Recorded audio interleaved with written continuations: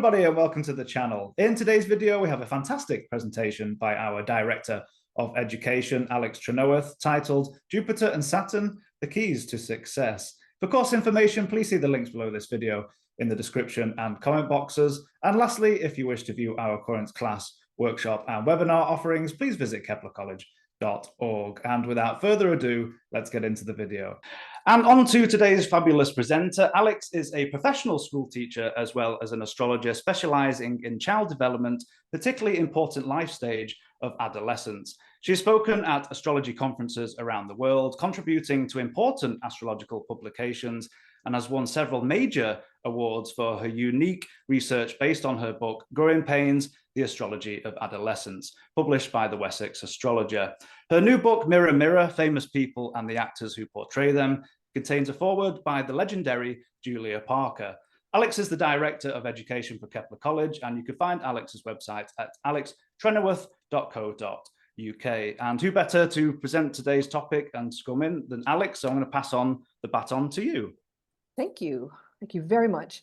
Wonderful job in the graphics. Thank you so much for that introduction. I just want to add that I am so happy to be the Director of Education for Kepler College. I really think that we have a absolutely brilliant curriculum, offering a wide range of courses, full courses, allowing you to qualify as a professional astrologer. It's one of the best curriculums I've seen in astrology. And I'm just, when I first joined as the Director of Education, they said, welcome to the Kepler family. And for someone who has Jupiter in Cancer, that means a lot. I really do feel like I'm a part of this wonderful family. So I hope that you will join us for more courses, and you'll see really the great stuff that we have on offer from instructors from all over the world. So we said it at the beginning, but I just think it's worth saying again. Today is Epiphany.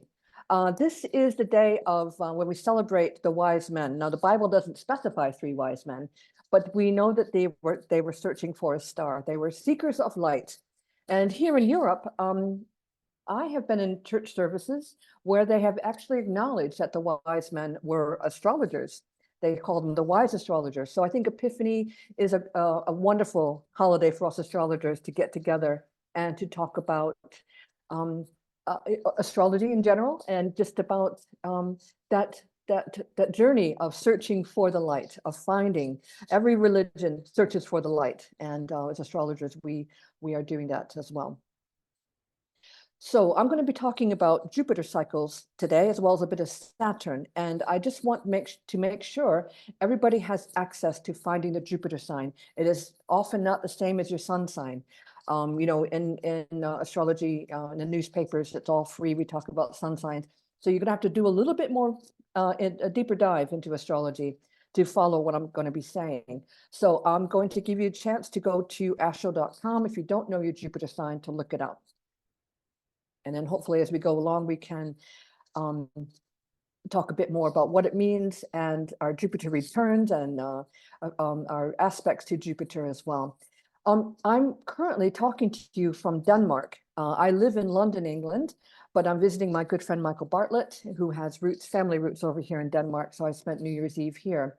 And incredibly, the Danes get together on New Year's Eve to watch the Queen's speech, very much like we do in England when we gather around on Christmas Day to watch the Queen's speech in England, or the King's speech this year. So the Queen speaks in Danish, of course, so I can't speak very much Danish, but there was a point in her speech where everybody gasped, and I was like, what's happening? What's going on? What's happening? And the Queen announced that she's going to step down as Queen. The first time in Danish history that a queen has abdicated. She'll step down on the 14th of January. So me being an astrologer, of course, I have to look at the time of everything when these things happen. And so I'm very confident that the time was 6/12 in Copenhagen, Denmark. And also we have this really good view of where Jupiter is at the moment. So just let me go through a couple things. Jupiter was on the Queen's midheaven when she stepped down, when she announced her abdication. Do they have astrologers working on these things? I don't know. But so transiting Jupiter was on her midheaven, but you can see here it's in Jupiter is in Taurus. And if you're in Europe, you can stick your head out the window and have a good look at Jupiter at the moment. It was absolutely an amazing experience. And I had a really good interaction with Peter Burns from Australia about, could an astrologer have played a part in electing this chart? And one of the things that he said was, wow, with Saturn opposite the moon. And I can tell you that the Danes that I was with, when we were watching this, were incredibly moved by this Queen's announcement. But the Queen herself was all cool and calm and detached. She seemed to be ready to step down from her post and let her son take over. She's having her Uranus return. She's 84 years old. All her life, she's been involved in the arts. And unlike the Queen of England, who kept on with her duties until the day before her death, this Queen has decided, enough's enough. I want to enjoy the rest of my life free from duties. And so she's going to, put her energies into the things that she really enjoys to step away from all those duties. And so I'm hoping that you guys are, that don't know too much about astrology, have had the time to look at your Jupiter sign, because now I'm going to get into what Jupiter means. So as Callum mentioned, I am a professional school teacher, honest and truly. I'm in the classroom for about 30 years. All my adult life, I've been a teacher of one sort or another. I qualified to teach here in England. And these are my various subjects that I've taught. I've taught English, history, the sciences, chemistry, physics, of course, could I be perfect for that, wouldn't I? A bit of music as well.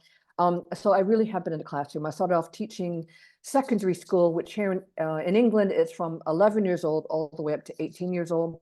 These days, I work more with the primary school children, 3 years old to 11 years old.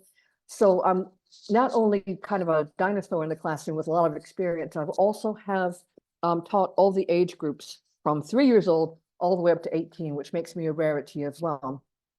Most teachers don't last more than 5 years in the profession, which means they are leaving the profession before they get good at it. And I will tell you that astrology saved my teacher's skin, because when I started teaching, it's a very unnatural process to know how to teach.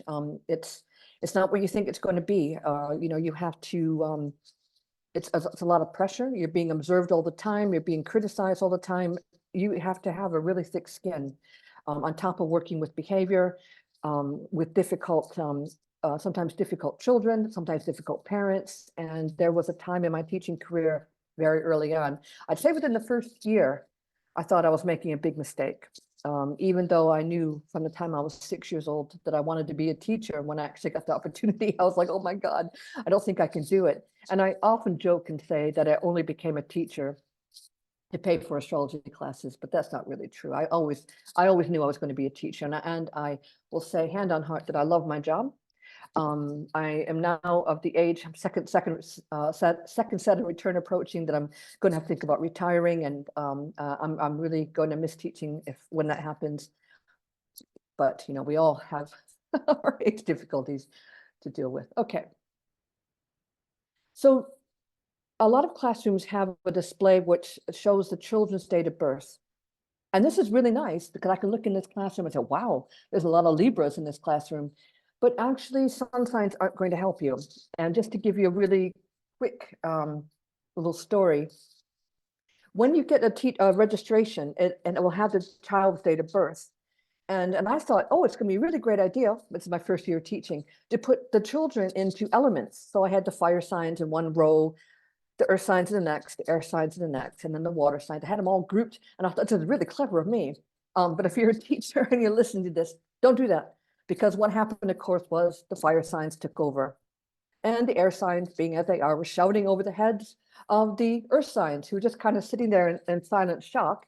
And of course, our dear sweet water signs were hugging themselves and rocking to self-soothe. So sun signs won't help. And one day I was, kind of thinking to myself, I don't want to be a teacher. When I turned around, I remember what I was teaching. I was teaching Macbeth. And I turned around in class and I kind of realized, wow, you guys, you all have the same Jupiter sign, or between the two signs, and you all have the same Saturn sign, and your Jupiter signs and your Saturn signs are all playing off against mine. And talk about epiphany, that was an epiphany for me. And I realized, okay, if I can understand their Jupiter signs, then, you know, I can teach 11-year-olds one way because they have a Jupiter sign a Jupiter in a particular sign. And I can also go to the next hour and teach 18-year-olds, and they will also have Jupiter in a particular sign. And then I thought, well, across the curriculum, there's only 1 or 2 Saturn signs as well, because Saturn takes 2.5 years to move to a different sign. So, I mean, it really transformed the way I teach. And it's not about giving children their way every time. I mean, you know, if I'm teaching Jupiter and Gemini, I'm not going to just do the carousel learning, the variety of things that they like, but it's being aware that they learn differently to other people. And regarding the inner planets, I can't be too interested in a child's personality or how to change it. That's the parent's job. My job is to teach and to understand how those children learn and to do my very best and to understand my Saturn sign so that I am on firm footing with my class, because my Saturn's in Pisces, and I really am that kind of teacher that can turn her back for a second and the classroom's in chaos. I have to learn how to manage my Saturn over my teaching career, and I have to understand what I, as a learner, need, because teachers are always learning. So I'm going to go through the Jupiter signs and talk a little bit about what I'm looking for when I'm teaching, things that will help you as parents, or aunts and uncles or authority figures, and also about understanding your own inner teenager and about bringing that inner teenager out to forgive and to heal so that you can move on and you can mature and you can grow and you can move on without regrets. So this is a little, I call it a little cheat sheet that I carry with me. I work for an agency these days. I am a substitute teacher or supply teacher, we call us in England, which means that I'll get the phone call first thing in the morning and they'll tell me where I'm going to be teaching, what age group I'm going to be teaching. So I have this little cheat sheet to help me. So I know that, you know, a group that starts, were born the 1st of September 2010, for example, they'll have Jupiter and Aries and Saturn and Libra. And this just helps me organize myself, get ready for the day. So I know a little bit about what to expect and how those children learn and what they expect out of me as the authority figure. So before we get into the Jupiter signs, and again, hopefully that you've had a chance to look up your Jupiter sign. Remember, it's probably going to be different to your sun sign. And I'm going to try to get a good variety of things in there, things to look at so that you can understand your Jupiter sign a bit more. I find that a lot of astrologers don't really know what to do with Jupiter. They'll say, oh, yeah, it's about confidence and optimism, about your religious beliefs, but it doesn't really help you too much. So in this session, I'm really hoping that I can expand your knowledge and show you what Jupiter can really do, because it really is the planet of fortune, opportunity, and luck.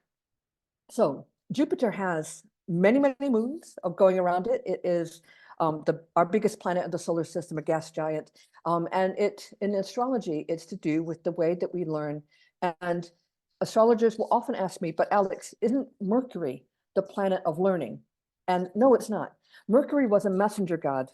He just passed on, repeated what he heard. And I associate that with the rote learning that children have when they're learning how to read. For example, when the teacher holds up the letter T, what sound does this make? The children say T, and that's rote learning. But Jupiter learning is taking that sound to form words, to form sentences, to form paragraphs, and eventually to form essays. So it's expanding that knowledge, that little piece of knowledge that you get, it's expanding it, and it's limitless. There's nothing to stop your Jupiter if you know what to do with them. And because Jupiter expands, we can't look at it in a flat way in a chart. We can't say, okay, well, Jupiter in Aries, and this is what it means. You have to go through the cycles of development. And so I'm just going to use Jupiter in Aries for a start. Okay, so we have Jupiter in Aries, and Jupiter will continue to transit the other signs until it reaches its square to its natal position by transit. And I got that marked in red. That happens around the age of 3 years old. And children at the age of 3 are usually walking They're toilet trained, the odd accident accepted, and they are able to speak clearly enough to be understood by a stranger. And if you think about it, for a parent, that gives them freedom to travel as well. Because if a child gets lost, they can explain, to somebody, what the parent looks like, or maybe they know their address or the parent's name, and help them reunite. A parent doesn't have to carry the diapers and the strollers and things like that, because the child doesn't need them anymore. There's more freedom. They're freer to move around. The next stage is between 4 and 6 years old, and here in the West, 6-year-old children are usually ready to read. They are able to communicate quite clearly. They're starting to understand, how to write. And I know in certain educational settings like the Montessori or the Steiner group, they often push that a little bit later until the first Saturn square. But usually the children are able to read at the age of 6. And the next stage would be the age of about 9 years old. So I like to tell stories to children. I'm from the Ojibwe background, and I have a ton of stories I like to tell the children. And the 9-year-olds are the only ones that will ask me, Miss T, is this a real story or did you make it up? So they're starting to understand real fears as opposed to imaginary fears. So they're not afraid of the monster under the bed or the boogeyman in the closet. They're actually afraid of terrorism, a pandemic, parents getting divorced, death. They're starting to understand truth in the world. And then the last stage of development in childhood is the start of puberty, which would be around the age of 11 years old, 9 months. And in the West, we start to get them into bigger school. We do something right. We give them a wide variety of subjects to learn. And the child starts to understand that other people have different belief systems. They're into a school where there's bigger children, more teachers. We do something very right there. Now, I do other lectures when I talk about the transition gap. And the transition gap is that time between elementary school or primary school to secondary school. We do a lot of things wrong too. And communication can be very difficult, especially for children who have special needs. They get lost in a shuffle where the parent feels they have to redo things. I don't think that we hold children of that age accountable for their progress. We don't pay attention to them. We're more focused on the older children who are doing their exams. And it's also the time where all the brain development is going on. So there is going to be more expansion on this concept when I do my class, but I just want to touch on that for the moment and just sort of say adolescence is the most important stage of development because of all the brain development and because it's also the area of life where we hold on to bad habits, which we'll see with some examples. And so when we're looking at things in those stages of development every 3 years, we can see that there is a modal concentration. So somebody who has Jupiter in Aries, the cardinal signs during transits will become very, very important. And just quickly to say, cardinal signs will like things very speedy, quick. The fixed signs will like to take their time to digest information, eliminate what they don't need anymore. And the mutable signs I found, you would think, oh, they're ruled by Jupiter or Mercury. They must be the super academics. Actually, they're really quite touchy about their progress, and displaying their progress is going to embarrass them. They don't like it. They'd like to sort of compete against themselves, as it were, and they will benefit greatly from independent study and making sure that they understand information before moving on to the next one, because teachers tend to think that they understand things more than what they do, and they push things too quickly onto them, and they need that time to just make sure that learning is secured. So let's start off with Jupiter in Aries. Make some noise, you guys, with Jupiter in Aries. I'd like to hear from you in the comments. Lori and Callum are both watching over these comments, so make some noise if you got Jupiter in Aries. These are our super speedy learners. I found that when I'm teaching Jupiter in Aries children, I love to make them compete. They love the speed rounds and things like that. Now, Just because they have Jupiter in Aries doesn't mean that I'm not going to make them analyze a text or slow down and consider other people's feelings. I'm just saying that it's nice to let them off the lead a little bit and let them explore things at their own pace. I am not about saying, you know, oh, here's a classroom of Jupiter Aries. They have to have this way all the time. No. In teaching, you have to make sure that they have all the skills that they need. So even though they're Jupiter and Aries, they still have to do Virgo kind of tasks. It's just that I understand, okay, they are going to have me give them a clue. Okay, guys, slow down, calm down. We're now going to analyze this text, for example. It's just giving them that clue that, okay, calm down, slow down, and take things a bit easier. So some other fellow Jupiter and Aries learners. We have Michelle Obama, Brad Pitt, Johnny Depp, and Whitney Houston as a fellow Jupiter and Aries learners. But I have here the chart of Whitney Houston. So let me show you where Jupiter is in her chart. Slow down for you guys that are maybe new to astrology. So you see Jupiter and Aries here. And Jupiter is conjunct to the moon. Now, when Whitney Houston was in her early adolescence, at about the time of her Jupiter return, so let me show you how it works in her chart. Jupiter's here natally, but it'll expand all the way through her chart. It'll touch over this Uranus, and about the time of when she's about 4 years old. And it comes over to her Neptune. She comes from a family of singers. She would have been very influenced. Aretha Franklin was her auntie. Dionne Warwick, I think, was a cousin or something. So she's got a family of singers that she would have been very influenced by.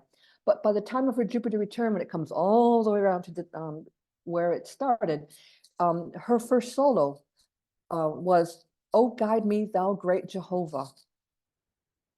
So Jupiter is guru. It is our learning. And for this young girl to have this as her first solo, I think really does mark her whole entire life and her career as a singer. And, you know, I'm not even going to comment on her many faults. We all have our faults. But, you know, think about the influence that would have had on her. Oh, guide me, thou great Jehovah. In her life and her career, how she lived her life with that Jupiter in Aries, you know, all fast and speedy, that meteoric rise to fame that she experienced. You know, I think that her life really does shout the Jupiter in Aries. Okay, Jupiter in Taurus, a different kettle of fish, as we would say in England. So Jupiter usually changes sign in the springtime. So you would have some Jupiter in Aries learners and some Jupiter in Taurus learners. And I've seen teachers absolutely struggle over seating plans, because when you do your seating plan, you have to explain to Ofsted, who are Britain's school inspectors, you have to justify your seating plans. For me as an astrologer, I could take away the astrological language. You know, I can't say Jupiter in Taurus or Jupiter in Aries, but I can say, well, this person is a really eager learner, very keen, but the person sitting next to them, who might have Jupiter in Taurus, I can say they help this person to focus.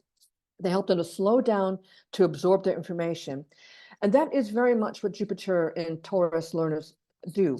They collect things, you know, a big, thick notebook that they can take notes in and add to them. It helps them to learn and helps them, their earth sign, helps them to be organized. So they collect their information, they can see.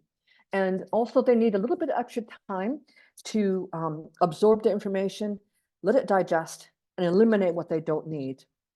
I had a group of the majority of which were Jupiter and Taurus. I was teaching history. And I could tell just from some of the essay answers I was getting that they weren't quite understanding the French Revolution.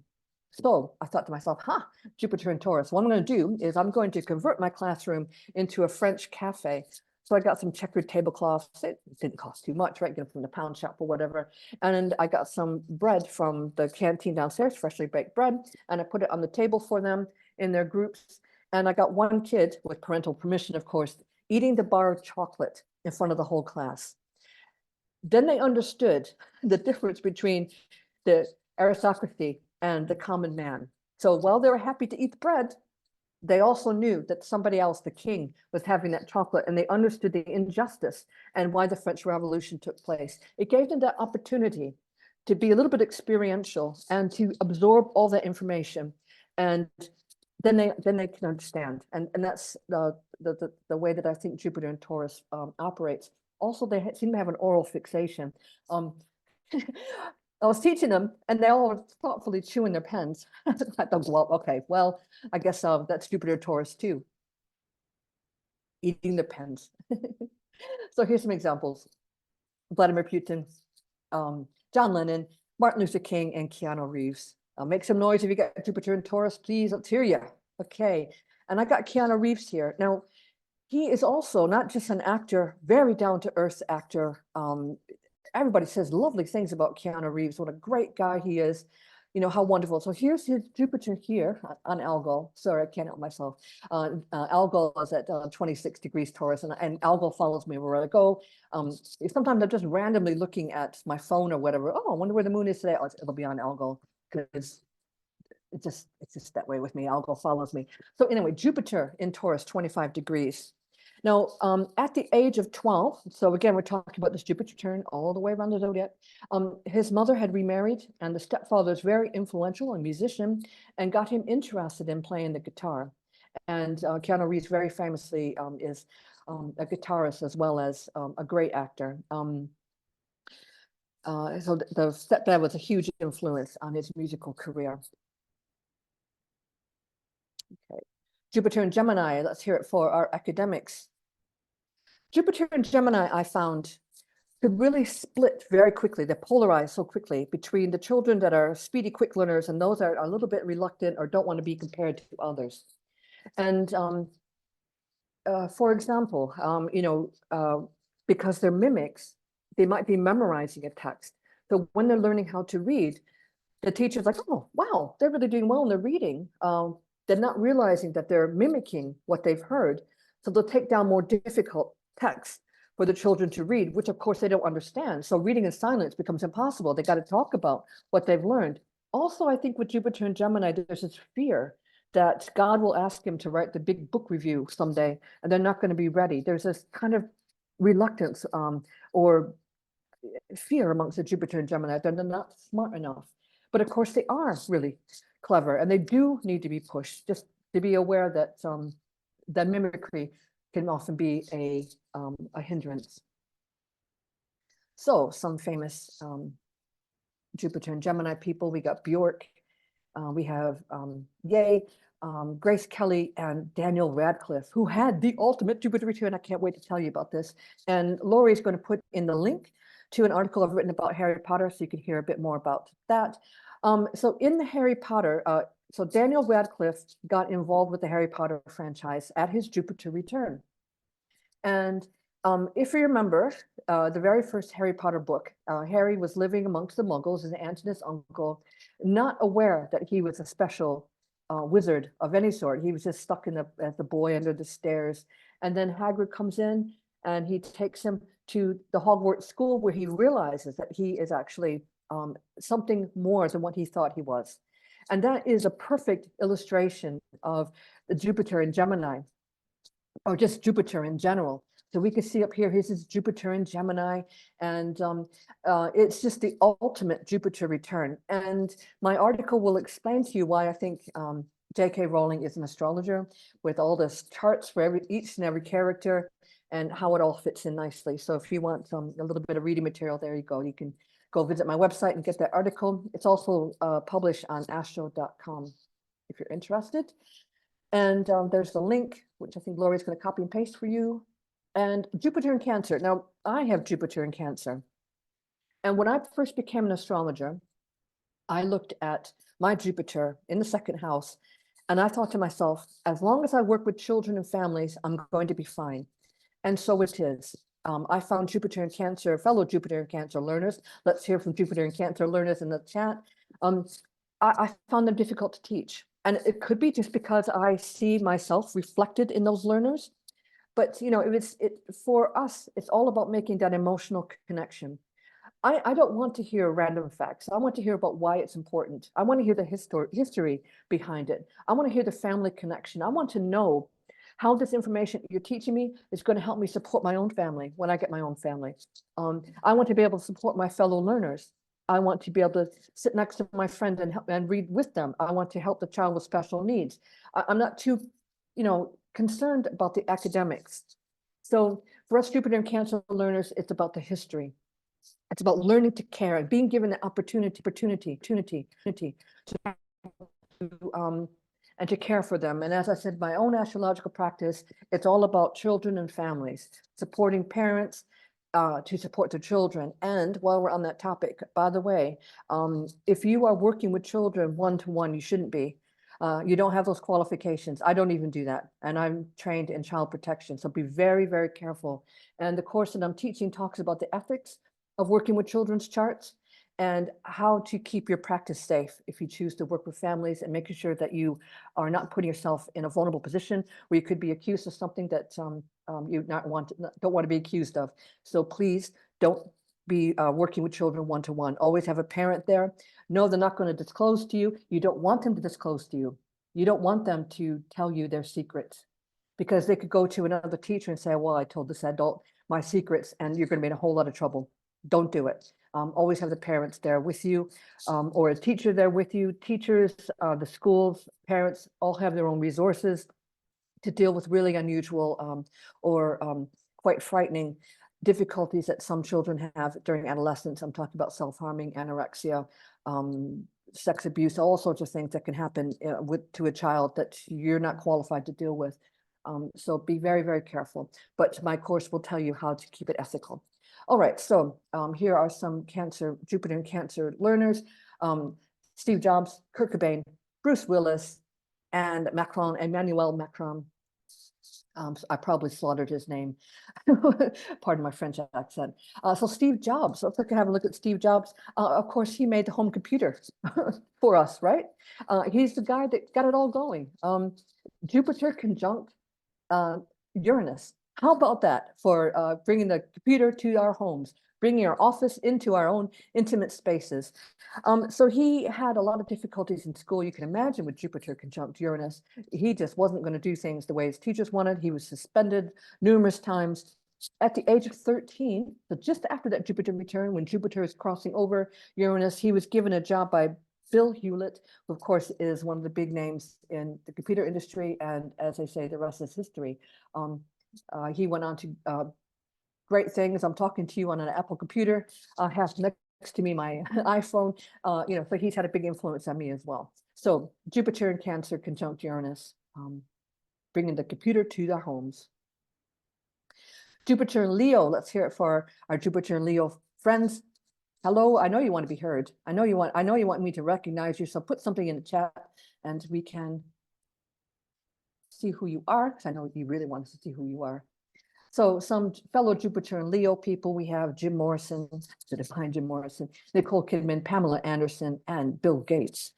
So I am going to look at Pamela Anderson. And so I've been talking to you a lot about the first Jupiter return. Let me say something nice about the second Jupiter return.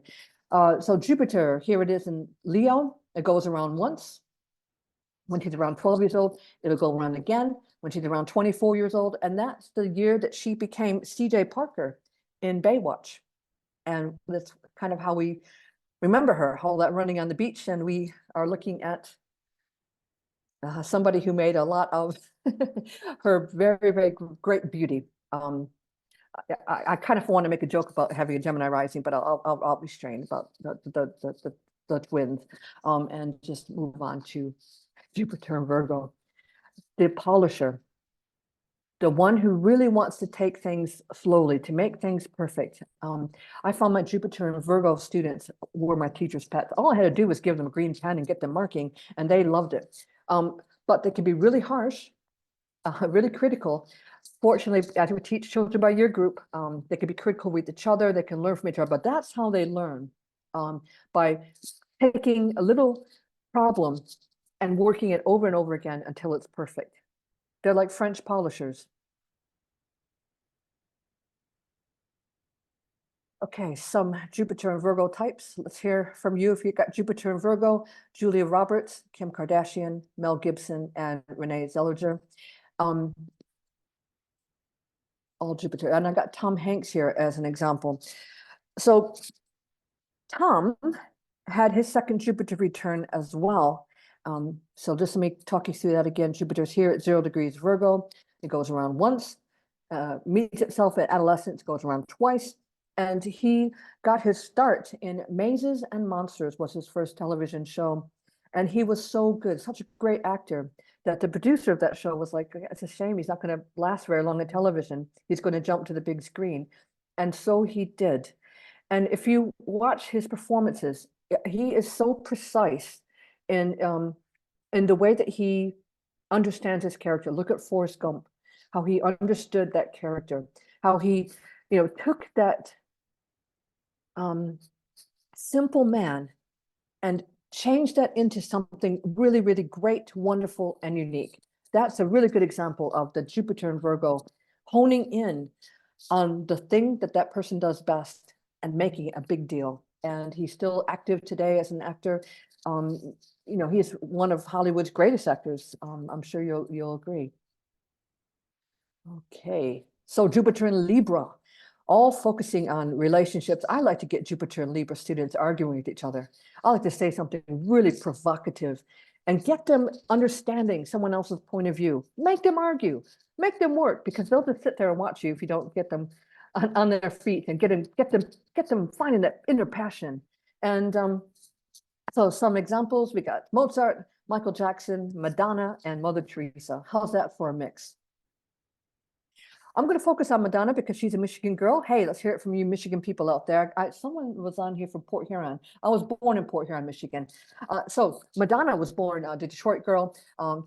Okay, Bay City, but it's close enough. So you can see that her Jupiter is here at 26 degrees Libra. Now, she has a lot of criticism. As a lot of famous women do often get criticism. People can't quite take it, but she made music her own. At her second Jupiter return, she released the self-named Madonna album. And that was the kind of music I grew up with. She's the best-selling female recorder of all time. So she's taken that Jupiter, those relationships that she has with her audience, and she's turned it into something magnificent, something almost like unbelievable. The amount of fame that she's accumulated. She's mid-60s now, and she's still going strong. Yeah, she gets a lot of criticism because her looks are fading, or people can't quite resist taking a swipe. I remember when she was doing a performance and she got pulled back by her cape by her dancers. There's something that didn't quite. The cape was supposed to come off, and it didn't. It said it pulled her back, and she fell on her back. Well, a lot of people of her age would not be able to get up back on their feet and continue dancing, but Madonna did. So she's really got a lot of strength in her. Jupiter and Scorpio. Now, my Jupiter and Scorpio students, I don't want to know what they get up to. Because their way of seeing God is skating very close to death, or other activities that we don't want to talk about in polite company. There is this thing about being on the edge that Scorpios have, and some examples of celebrities. We got Britney Spears, the divine Elvis Presley. I never got into Elvis Presley until I was considerably older. Because when I knew him, he died in 1977. To me, he was just a fat man in a jumpsuit, right? I didn't know anything about him. But when I got older, I looked at young Elvis. I see him completely different. Wow, really good looking. And Uma Thurman, absolutely gorgeous, and Sharon Stone as well. All Jupiter and Scorpio. It makes some noise, you Jupiter and Scorpio types. I'm going to go with Alfred Hitchcock for the case study here. So let's find his Jupiter. His Jupiter is in Scorpio conjunct the moon. So when he was about 6 years old, his father had him arrested and placed in a police holding cell, and just sort of said, this is where you're going to be if you get into trouble. And that kind of inflicted a terror on him. And he was terrified of being arrested or breaking a law. And when he was 12 years old at his Jupiter return, he had developed an intense fear of authority. He went to a Jesuit school. He was actually born near where I live in London. He was born in Leytonstone. I live in Walthamstow. We're like neighbors. And there's a great Hitchcock hotel in Leytonstone that the bus passes by, and I see it quite often. But he developed this intense fear of being punished. Because the priests used to use tree branches to slap their open palms if they got into trouble. And they would only do this punishment after school. So the child had to sit and wait all day, worrying about their punishment if they got into trouble. So he frequently quoted this fear that influenced the fear he wanted to have over his audience, and the very scary films that he produced and directed. And there's a lot of stories about how he terrorized Tippi Hedren and the birds, you know, this kind of fear he passed on to his audiences. Jupiter in Sagittarius, the party for the centaurs. So let's hear it for you guys who have Jupiter in its ruling sign. And here's some people who have Jupiter in Sagittarius. Hillary Clinton. I had to use this picture of Hillary. It shows the boundless enthusiasm of Jupiter in Sagittarius. The divine Amy Whitehouse. You know, one of the best singers of all time. I mean, tragically cut short, one of the groups of Club of 27, which I'll be talking about when I get to the Uranus chapter of my class. Marlon Brando and Robert Redford as well all have Jupiter in Sagittarius. And I'm going to go with Hillary Clinton because during adolescence, as I explained, is often when a big event that will shape the rest of your life occurs. So for Hillary Clinton, we have Jupiter in Sagittarius. It goes all the way around once, it makes it pass, it's Jupiter return. And when Jupiter was opposing her Uranus, was when she started getting involved in politics. And she actually found some evidence of electoral fraud in Richard Nixon's campaign. And this followed her for the rest of her life, obviously. And she, we know her as a politician. We'll just park that there, not get too involved in her politics or her belief system, but let's just say she has some very strong opinions. Jupiter in Capricorn.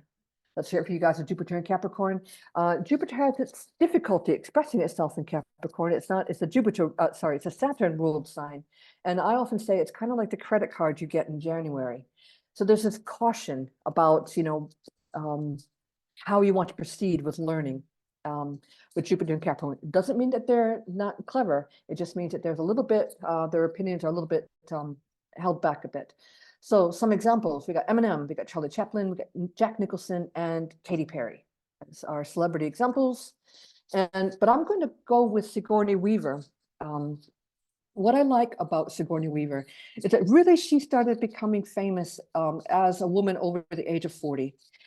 She was involved in Gorillas in the Mist. By the way, if you're interested in movies, my book Mirror Mirror, I have over 100 films that I look at the actor, the person who portrayed them, and the transit of when the film was released. And she played Diane Fossey in Gorillas in the Mist. And Diane Fossey and Sigourney Weaver have the moon exactly conjunct at 5 degrees Taurus, where Jupiter is at the moment. So there's 100 different examples if you're interested in movies. But she also got involved in the Alien franchise.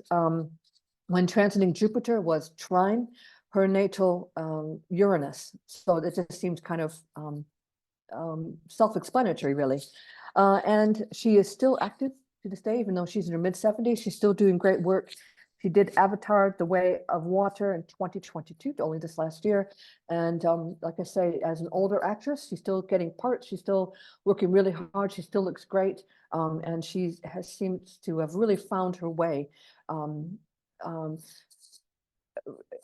away from not being typecast, a way to express her beauty without being criticized so much by the public. Jupiter and Aquarius, I call them my aliens in the classroom. the way you got to handle these guys, let's hear it for you, Jupiter and Aquarius guys, is you kind of got to do the exact opposite of whatever they want. So if you want to teaching something about patriotism, you know, you got to say something like, oh, well, patriotism, there's no room for it in the modern world. And they'll be standing on their feet singing, God save the king before you know it. They're oppositional. They like to do things their own way. I would often give the board marker to a student, let them teach and sit back and watch them and let them teach me. So they want things to be equal in the classroom. So some celebrity examples. George Clooney. I used to put a picture of George Clooney on my classroom board and say, he's my husband. And this is how many kids believe me. Diana, Princess Diana, one of my faves, Barack Obama, and Marilyn Monroe. And just to point out, Diana and Marilyn both died on the third Jupiter return. And obviously, you know that not everyone dies in their third Jupiter return. But just to point out that Jupiter allows us to be released from what binds us. And death is the ultimate adventure where our spirit is freed. So Jupiter is often emphasized in a death chart, like it was emphasized in the Queen of Denmark's chart. She didn't die, but she abdicated when Jupiter was on her midheaven. So there is a release of freedom that Jupiter can bring as well. And I have Marilyn Monroe's chart here. So she also has Jupiter conjunct the moon. And she moved in with an aunt during her first Jupiter return, and she became famous when transiting Jupiter was opposite to her Neptune. So Jupiter had gone around once and twice, and then during her second Jupiter return was when that she really became famous, started making some really big movies. And finally, we got Jupiter in Pisces, like the frogman on dry land. And we have Isaac Newton, Lindsay Lohan, Tom Cruise, and Jodie Foster, the divine Jodie Foster. And I'm going to stick with her. Now I'm going to do something a little bit different, and just bear with me. It's going to take a little bit of explaining about how Jupiter works, and it's all about the timing with astrology, as anybody will tell you. All about the speed of the planets. So one of the things I'll be teaching you is, about how to recognize the speed of planets and how to use that. So this is the graphic ephemeris from when she was born. So a graphic ephemeris helps us to track a bit more visually about a planet's movement. So here's when she was born. You can see Jupiter is conjunct itself because that's what it means in the chart. But you can see that Jupiter was actually conjunct its natal position 2 times before she was actually born. So actually she's getting this kind of, it's almost like getting used to the temperature of the water as she goes along. Now, I don't think it really has meaning per se. Like, I don't think that Jupiter retrograde has a particular meaning, but it does affect the timing of things. It does affect the timing of her Jupiter return. And I do think it makes a difference if a child has an early Jupiter return or a slightly later Jupiter return. And you can do your own research. For example, if you look at the research, girls who mature physically before their peers tend to be sexually active before their peers. They tend to be have issues around authority before their peers. They tend to stand out for their maturity before their peers. So I think there is something in it about having a Jupiter return. The average age I found is 11 years, 9 months. I think there is something into that. If you have a child who's approaching their Jupiter return, take a note of this. This is the year to get them go on a family holiday, get them speaking a second language, let them experiment with different religions. The Jupiter return, the first Jupiter return, should be like the ultimate year of the child's life. Think about Harry Potter. Get them, exploring, get them adventuring, get them learning, get them, get them involved in something, get them interested in a craft or something, let them find their passions. And here's a little homework for you. If you can go on to any celebrity, use Wikipedia because that's public, and have a look at those celebrities who got their start around the time of the Jupiter return.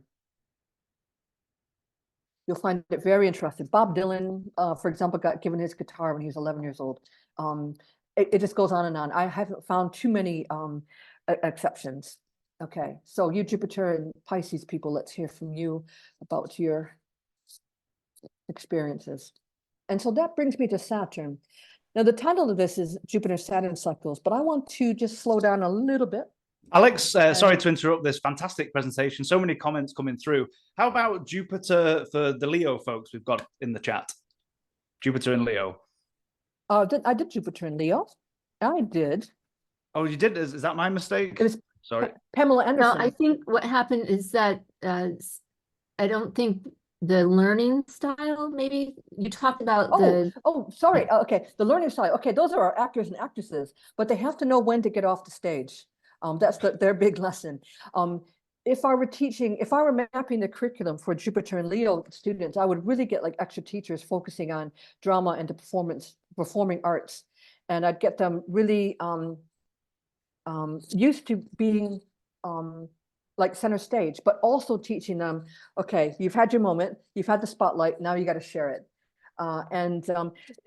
Think about playful people, usually really good with children, and I would use a lot of play activities with them, performing activities. I'd get them used to making, you have to do speaking and listening in your English lessons, but I would really capitalize on helping them to hone that skill. The oration stuff, all that kind of stuff for the Jupiter and Leo learners. How's that? Is that okay? Absolutely wonderful. And very quickly, how about learning style for Jupiter and Pisces? Very quickly. Oh, well, they like to put the book under their pillow. They learn by osmosis. So you got to keep them awake. Keep them active. Get those. They'll probably be educated alongside Jupiter and Aries. Jupiter and Aries are perfect for them. Keep them awake. Keep them stimulated. Get them working and not daydreaming.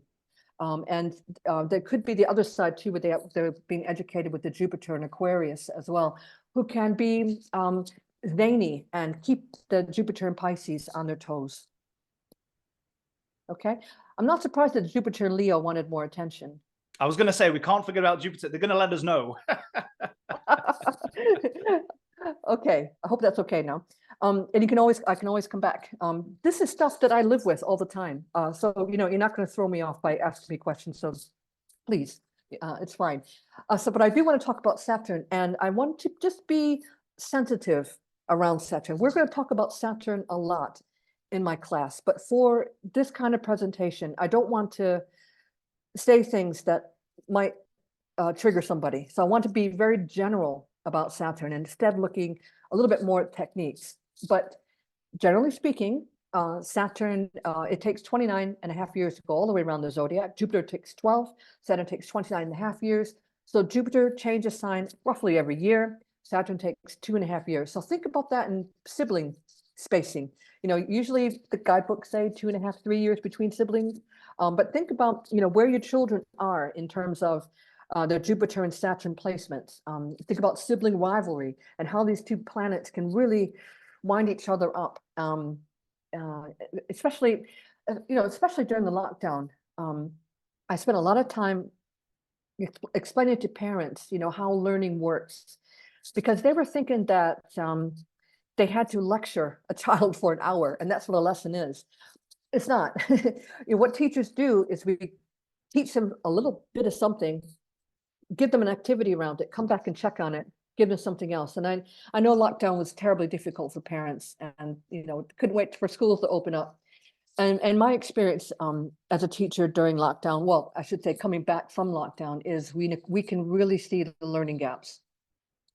For example, generally speaking, in the age of 7 is when we teach children how to read an analog clock.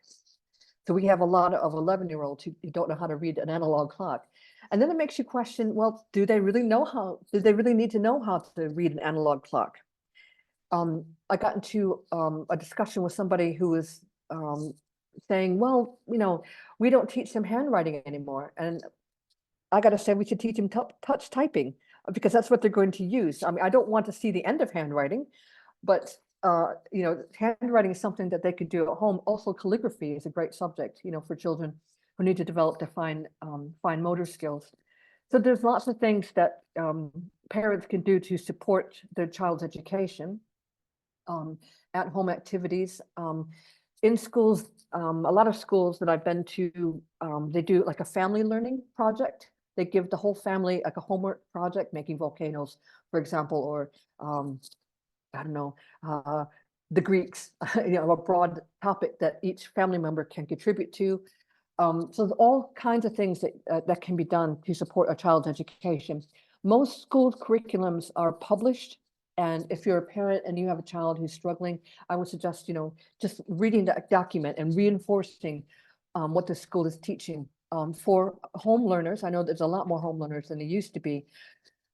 You're going to learn how teachers have to plan all the time, that, you know, you never get a break. It's a huge challenge to home learn, and there's lots of various support mechanisms available out there to help you if that's the path you're going to choose. I was really hopeful when the Jupiter-Saturn conjunction took place in December 2020, because I've been talking about it for years, saying, yeah, that's going to be, you know, the time when the educational system is going to change. Well, you know, I didn't mean bring a pandemic down on us and make us learn from home, but I was thinking, okay, the last time that happened was in the 12th century, during the Crusades, the Third Crusade, which is when things really started picking up. And I was thinking, yeah, they had astrology in the universities back then, and we're gonna, you know, bring back, you know, astrology to education, which has been my, you know, my catchphrase for the past 20 years, bringing astrology to education. It didn't quite work out that way, but I think we are looking at, you know, an educational revolution, looking at things that teachers will admit that we are teaching children things that they're probably not going to need, or we're not teaching them what they need to learn. They know more about my mobile phone than I do. In fact, you know, if I have trouble with my mobile phone, I'm going to hand it to my daughter to ask her how, you know, how to fix this thing. So, you know, the children are almost learning faster than we can teach them. And also the other thing to think about is, you know, the damage that social media has done to our children. We just don't understand it yet. The bullying that goes on, you know, I've seen adults act like 2-year-olds on social media, let alone worrying about what children get up to. We, in schools, we used to take on any complaints about social media and deal with it within schools, but now we tend to try to teach kids how to be safe online, and also let parents deal with the social media issues amongst themselves, because, you know, we're just overwhelmed by, or we were just overwhelmed by complaints about social media. Very sadly, pornography is out of control. It's just really, really sad that children are learning more about their sexuality from what they hear on social media. You know, it's before parents even have a chance to explain. Yeah, it's just a sad state of affairs in education, and I hope that things will revolutionize, that we will kind of catch up with how we should educate our children, and I think astrology could be a really big part of that. On my website, I'll put the address on at the end, there are tons of resources for parents and teachers. It's all free. There's no, I don't charge anything. You just go on there, you can buy me a coffee you want to, but you don't have to. It's just all free on there. So you can check out all those amazing resources that I've been collecting over the years.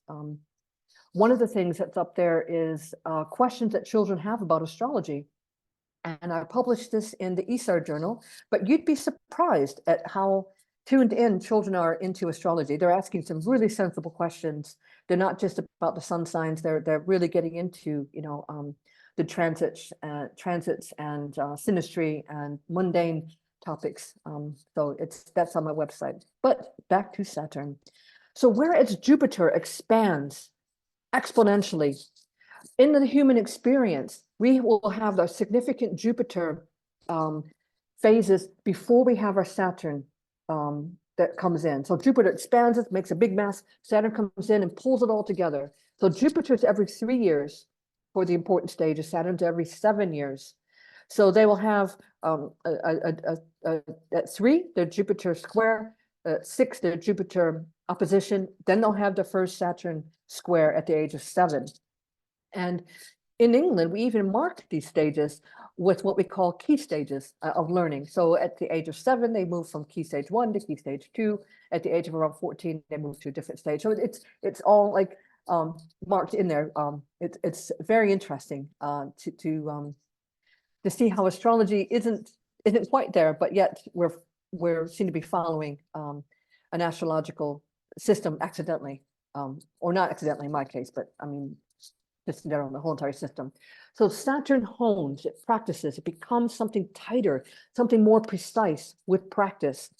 And so our experience until we're 60 is that we're expanding, and then bringing it all together, getting rid of what we don't need, making it more precise, making it more exact. And that's the human experience of Jupiter and Saturn, the expansion and then the contraction, kind of like breathing. And if you can understand that, that's your key to success. Okay, expand, contract, take it all in, bring it all together. All right, so Saturn is also discipline. You know, a child hears the word no far more often than they hear the word yes. Because as parents, as teachers, as authority figures, we want to keep our children safe. You know, we don't want to see our children hurt.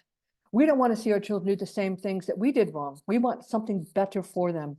And so we tell them, no, you can't do that. Nope, can't have another cookie. Nope, you can't stay up late. Nope, you know, you can't play outside after dark. You know, it's keeping our children safe. And that inner voice, that voice of no, becomes our inner voice that we hear as adults. Don't do that. You're going to make a fool of yourself. Don't take that risk. You're going to get hurt. And we have to manage taking risks with playing it safe. And I'm sure that you as fully grown adults can bear in mind at times when you maybe were speeding in your car, when you broke the law or came close to breaking the law, or, you know, you did something silly. A couple of years ago, I was golfing at the castle in London, and I wasn't watching where I was going. I missed a step and I sprained my ankle because I wasn't looking where I was going. I was taking the risk at looking and appreciating the beauty of the castle against the sunrise, and I tripped and fell. And now that I'm getting a bit older, I worry about falling. I'll hold on to those rails. I don't care if I look like I'm 80 years old. I don't want to get hurt. You know, I want to be careful with what I'm doing. So we hear that inner voice of Saturn all the time too. Play it safe. Don't get hurt. Be careful. You're getting old. So these celebrities are having their Saturn return this year, either the first or the second. We got Adam Sandler, Helena Bonham Carter, Saoirse Ronan, and Robin Wright. And I cannot believe that I remembered all the names of these celebrities because I'm actually have the control bar covering them. So it's just lucky that I haven't forgotten anybody. Okay, so let's look at Saoirse Ronan. She pretty much grew up in front of our eyes. You know, she came into our consciousness as as an adolescent. So let me just find my notes here. So she was born 12th of April, 1994. She's due to have her first Saturn return over the next coming months. Here we go. Here's Saturn here. She has Jupiter in Scorpio. So she had her first Jupiter return in September 2005, and she created atonement between her first Jupiter return and her first Saturn opposition. So let me slow it down a little bit. Like Jupiter, Saturn continued to transit. So I said that Saturn's every 7 years. So Saturn would move all the way over here. It's an immutable sign. So come all the way over to Gemini when she's about 7. And then it'll pose itself when she is around the age of 14 or 15. All right. And her Jupiter will also move around the age of 11. So when that astrological adolescence, and I'll have a little graphic that'll help demonstrate this a bit better, that's when she got her big break with atonement. She won awards as the young Bryony in atonement. And we can see too that here's a Jupiter return here on the graphic affirmer, it's tracking it. It's in conjunction to itself 3 times. So it goes forward motion, hits it once, retrograde, hits it twice, and then goes forward motion again, hits it 3 times. So in the human experience, you can have these conjunctions once or 3 times. And in Saoirse's case, she had it once. So this, in the way that I work, marks the beginning of astrological adolescence. So in December 2005 is the start of her astrological adolescence. It depends on how you look at things, whether 3 returns is a good thing or 1 return is a good thing. It depends on how you look at it. It's kind of like Christmas. Do you want your presents spread out over the week, or would you like them all in one day? It just depends. And with Jupiter, it's always about opportunities being given, sometimes being overwhelmed by things. So her start of her astrological adolescence is in December 2005. And then I'm going to look at her Saturn oppositions during adolescence. So she had already done atonement in 2007, and then she starts getting her Saturn oppositions. She has 3 Saturn oppositions during adolescence. She has one in December, another one later in that month, and then she has a final one in August. And the final Saturn opposition is the end of her astrological adolescence. Now, this varies from person to person. Even though they have the same Saturn or the same Jupiter, or they're educated in the same year group, it'll vary from person to person. And that's where it becomes important to concentrate on things like forward motion and the speed of the planet. And if I have a child and the parent has given me permission and they've exhausted everything else, you know, Myers-Briggs, whatever else they're going to trying to understand a child, and you know, the parent wants to work with me, these are the things I'm going to be looking at for the child, to help the parent understand where that child is in adolescence, and you know, how they are growing as a person. And also, when I'm working with individual clients, I like them to come back to this too. I want them to understand how they're growing and developing as an individual, and how they're finding their way in society. And by the way, society has its own way of imposing its Saturn onto us with laws and opportunities and such. So this is how I would do it if Saoirse were my client, is I would look at the first day of the Jupiter return, how many hits she had, date of final Saturn opposition, and the number of hits that she had, and the time difference between the two. So you can see that she has just under 3 years of astrological adolescence, and that difference will vary from person to person too. And I think it makes a difference. The case studies that I often use is Leonardo DiCaprio, Drew Barrymore, and Angelina Jolie were all born within the same academic year. Leo was born in November. He's a Scorpio by sun sign, but he had like this long, luxurious adolescence. Drew Barrymore had a very troubled adolescence, a lot of addiction problems. She has, if I can remember right, a Jupiter conjunct Venus in Pisces. I think that's right. And Angelina Jolie had Jupiter in Aries.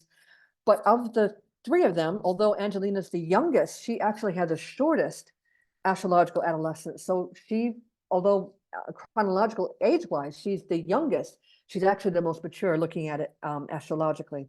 So I think this is really important. And in the class that I'm going to be teaching, we'll do a lot of looking at individual case studies, and you'll be doing a lot of research into your own interests and making your own discoveries, either with your family, or if you would rather not, you can also work with celebrities. I use only public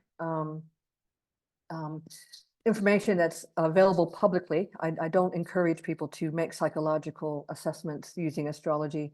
Astrology can't be a diagnostics tool, and I don't encourage that at all, but it's just looking at things and discovering how astrology can help adolescents. Adolescence is the most difficult stage of your life.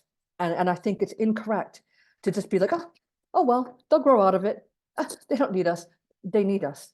And even if they say they don't need us, they need us to be there to hold the boundaries, you know, to practice at gaining respect and trust from parents and teachers. And I think I'll just leave that there and just sort of say, you know, love your teenager and love your own inner teenager as well. All right, so So Saoirse has her Saturn return this year. She's going to have it in a few weeks' time.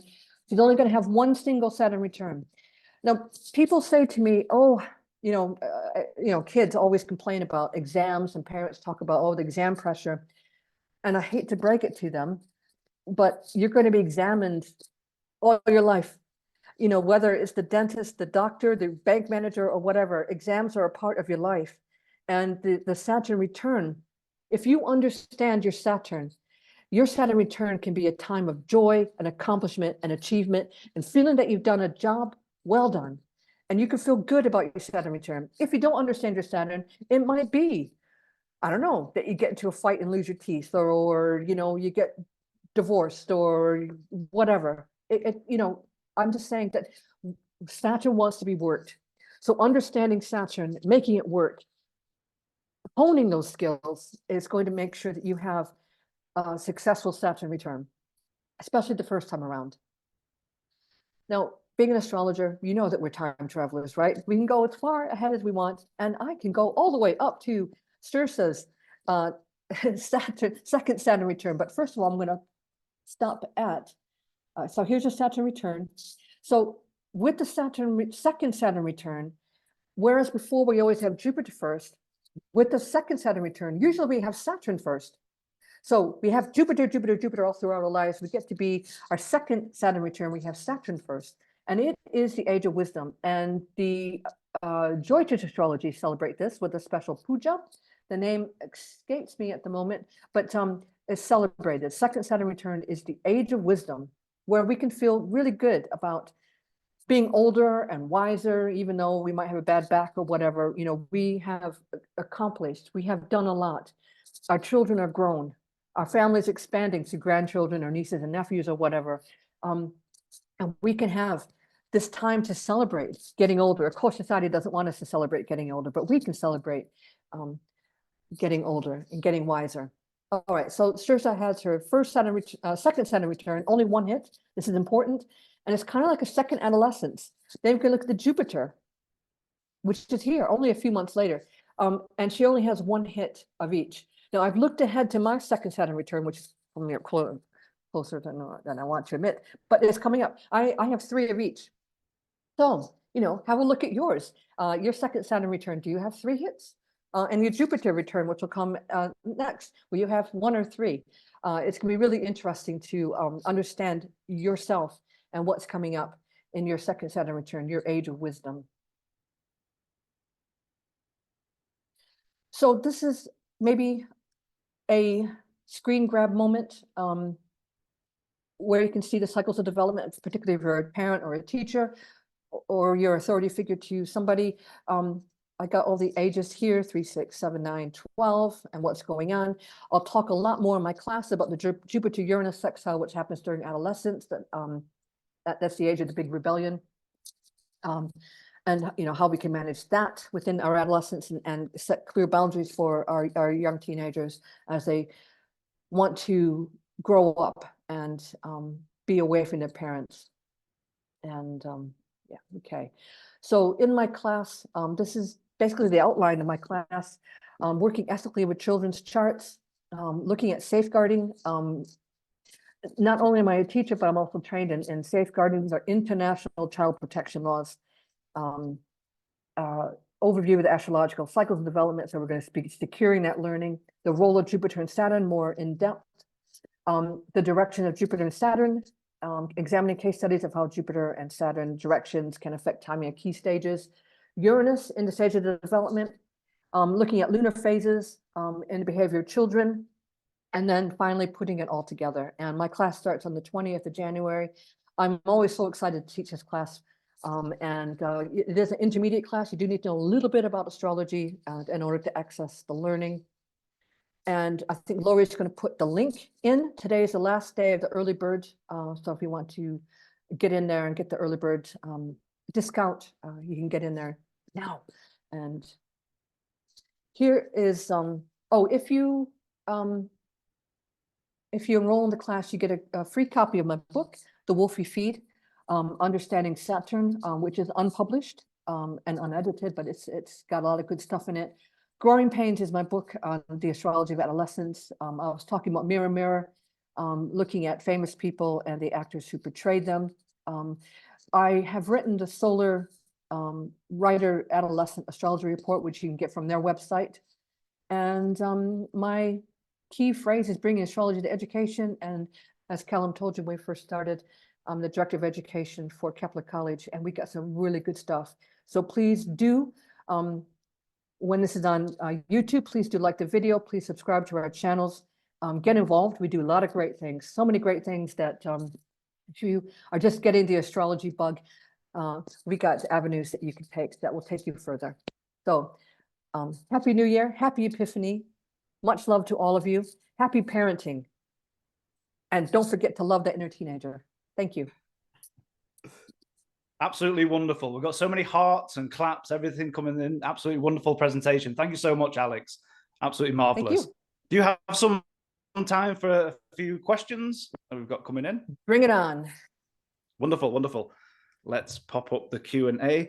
Now, I'm going to condense a couple of these questions. There's quite a few questions in terms of Jupiter retrograde in the birth chart, to maybe how that relates to learning styles. What are your thoughts about retrogrades in general, natally? Okay, so I have Mercury retrograde natally. It is my ruling planet. I'm a Gemini rising. It's just inside my third house, conjunct my MMK, Lima IC, and it's unaspected by any other planet. So I'm going to be like the most mercurial person you're ever going to meet. And I'm going to tell you, I don't believe in Mercury retrograde. Okay, people tease me and they say, oh, you get a hall pass with Mercury retrograde. I've never had trouble traveling during Mercury retrograde. Well, what I see is an awful lot of communal reinforcement. Oh, the computer broke because Mercury's retrograde. Oh, we got lost because Mercury retrograde. That's communal reinforcement. So I don't believe in it. And so therefore, I don't believe that Jupiter retrograde really has a meaning, except that it does affect the timing. As I was saying, I'm looking at the stages of development, adolescence, and that could be affected by Jupiter retrograde or Saturn retrograde. But in terms of having a meaning per se, no, I don't think it has a meaning. And you can see how you got to be careful, because people might think, oh, I got Jupiter retrograde, it means I'm not smart, or I learned backwards or whatever. No, I don't think it does. Wonderful, thank you. Interesting question here. Can you please explain why Jupiter is often associated with the husband in a woman's birth chart? I've not heard of that before. That must be might be a Joytish question. It depends. I mean, as a modern Western psychological astrologer, I would look at the seventh house ruler as representing the husband or the significant partner. I wouldn't look at Jupiter per se. I would think Jupiter is the teacher. So if you think your husband's a teacher or he's an academic, maybe that would have a meaning. But I wouldn't think that the husband is associated with Jupiter. In fact, it might be associated more with Saturn or Uranus, depending on the nature of your marriage. Fantastic. And quickly, if you'd like to recap the learning style of Jupiter in Capricorn and Libra, just briefly. Okay, so share that one again. Jupiter finds it difficult to express itself in the sign of Capricorn because it's a Saturn-ruled sign. So, but it's also a cardinal sign. And so I find that Jupiter in Capricorn students it's almost like they're ticking boxes. Okay, I've done that task. I don't need to go back to it. I finished that. And it's almost like they're ticking things as they go along. So they need to be pushed. Even if they seem a little bit reluctant, you need to keep them moving and going forward. So that's the way I would deal with Jupiter in Capricorn students. Always pushing them, never letting them, relax and rest on their laurels. Keep motivating them. And Jupiter in Libra, also a cardinal sign too. I like to get them arguing with each other, because they will be polite and nice, but they need to hear another person's opinion. And I would often be quite provocative in a classroom. I'll say something that maybe I don't necessarily believe, just to get them talking to each other. So a lot of group tasks. Get them working independently as well, because that's the other thing with Jupiter and Libra. They're an air sign. They like to talk and communicate, and they often feed off of each other. So they need to learn independent learning skills as well. So I would make that like something that I would, drive them towards. Absolutely wonderful. And there are quite a few specific questions here. I would advise to sign up for your class. I think you're going to get into more the nitty gritty and into the details of some of the specifics Yeah. we've got here. So if Jupiter is how we learn, is it also how we teach? If not, who's in charge of that? Yep, I'm responsible for my own Jupiter.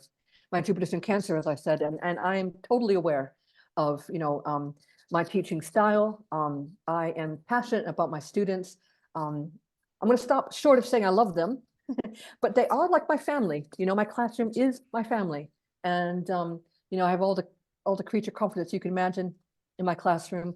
I still have students that I've taught. I have doctors, lawyers, criminals. I have all a wide variety of students who will still stop me in the grocery store. Usually when I've got a bottle of wine in my hand. Miss T, how are you? So I am very aware of my Jupiter in Cancer, and also my Saturn in Pisces. I'm very aware. Absolutely wonderful. My wife's a history teacher. She has a lot of wine every night, so I understand what goes on there. Let's see. Do you consider which house the Jupiter is in for each child in the teaching styles? And do you have a particular house system you prefer to use, or? Let's think about this. Okay, so if I'm a history teacher, that means I teach, I can have 480 students over a rolling 2-week rota. Am I going to do a birth chart for every single student? No. In fact, I was banned when I first became a teacher. I was banned from using astrology. I have a different legal name than Alex. And I asked the head teacher, I don't like my legal name. Can you call me Alex? And she Googled me, and then I was summoned into her office. And I was told in no uncertain terms that if a parent made the connection between Alex, the astrologer, and the teacher, I could be disciplined for gross misconduct, for bringing the school into disrepute. It was a Christian academy. Now, these days, I could argue my way out of it, but back then I was just a beginning teacher. So I had no choice but just to roll with it. Now, being a Gemini rising, I do like having the 2 different names. But back then, it's a completely different story. So going back to predictions and making charts. Okay, I don't have time to do 480 students charts, let alone make a prediction. And the other thing is, they were so worried I was going to make a prediction. Well, as a teacher, if I have 480 students, I have to enter grades in 6 times a year. That's a lot of predictions that I'm making. And also I predict their grades, like if they're 13 years old, I'm going to be predicting their grades when they're 16. Those are called residuals in the teaching profession. You got to get those right. So I make more predictions as a teacher than I ever do as an astrologer. And I do, just to bring this down a little bit too. So I have a triage system. I know all the children's Saturn and Jupiter. I can't help it. I can usually tell just by looking at them because of their size, what Jupiter or Saturn sign they have. If a child is, it feels like to me like a child's playing me up. I'm going to do a chart because I got the date of birth because it's there, but I'm not looking at their chart really. I'm looking at my chart and what I can do for that child. Maybe their Mars is opposite my moon, and they're getting on my nerves. What can I do about that? I'm the responsible adult, right? I can do something about that. And let's say things have just gone to the end of the road and a parent says, the child's in danger of exclusion. I can, call the parent and say, listen, you've tried Myers-Briggs, you tried la, la, la, la, anything. Maybe I can help you as an astrologer. And then with the parent's permission, then I'll do the child's chart, bring the parents in, and it's a whole family kind of experience to look at it. And, I would rather do that than have a child go down the criminal route. I'd rather try to do what I can to help a child, stay on the steady path, play catcher in the rye, than living with the guilt of knowing that I could have done something and didn't. Wonderful. Teachers are certainly the heroes of the world. Absolutely wonderful. And we're coming up to time, so we'll take one last question. I think more specifically for the course. So is the upcoming class pre-recorded for the modules? Is there live sessions included? Yeah, so you have live classes. It'll be weekly. Is that correct? Yep. So with the exception, it'll be 5 weeks, but there's 1 week that we will take a break from. We'll have a bit more of I think it's the end of week 4. You'll have a more extended assignment, and then we'll go into session 5. So we'll skip a week. Wonderful. So you have live sessions, but if for anyone who can't make the actual time, they're all courses and classes are recorded at Kepler, so you can jump in there and view them at any time, which is great. And you'll have homework and assignments, which I'll be marking. looking at. You'll have a lot of feedback from me. Any questions that you have, I see a lot of people asking about modality and stuff like that. We'll talk about that in the class. There is a difference in the modality and element and similarities, but I think we're out of time now.